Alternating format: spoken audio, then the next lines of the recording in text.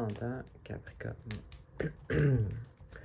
Bon, là, je veux dire, comme je le dis à tous les signes, il ne faut pas oublier que cette semaine, le 17, on a une éclipse. Donc, on a des challenges ici sur le long terme pour le prochain 6 mois. Donc, j'envisage que ce trajectoire là est en lien avec tout ça. Alors, on commence ici. Bon, on commence avec quand même une espèce de satisfaction émotionnelle, pas rien de question de se sentir qu'on a accompli quelque chose, mais je parle plutôt être comblé émotionnellement, on est capable d'être à l'écoute des autres, notre vie amicale ou amoureuse est satisfaisante. Je veux dire, émotionnellement, on est abondant ou abondante.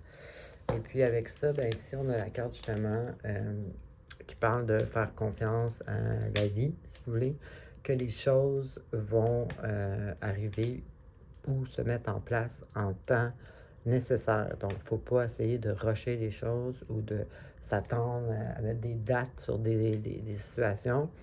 La vie s'en occupe. Donc, ici, on voit que vous vous stressez pas avec ça. Là, vous faites confiance. Émotionnellement, vous êtes bien. Ensuite, ici, ça peut être deux choses. Pour certains, ça peut représenter votre mère. Donc ici, pour certains d'entre vous, il y a peut-être quelque chose qui se termine ou quelque chose d'un peu dramatique ou regarde, ça peut aller, quelque chose qui se termine, que ça fait longtemps que ça travaillait, que ça s'organisait un peu, cette fin-là. Puis il y a quelque chose d'une situation assez, qui peut être assez choquante un peu, qui se termine en lien avec votre mère. Bon, pour d'autres, la plupart probablement, ce ne sera pas ça.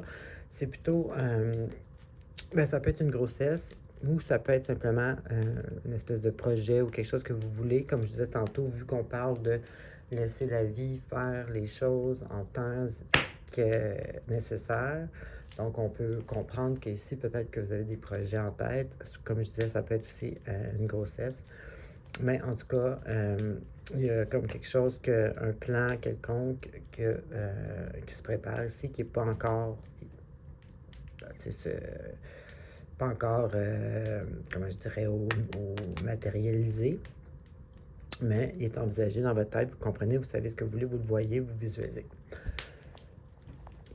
Puis ça peut être en lien avec quelque chose qui vient de comme s'effondrer un peu dernièrement, quelque chose que ça a pris du temps ou qui se préparait, que vous en rendiez pas compte, ou quelqu'un qui vous a fait ça dans votre dos, peu importe, votre monde s'écroule un peu.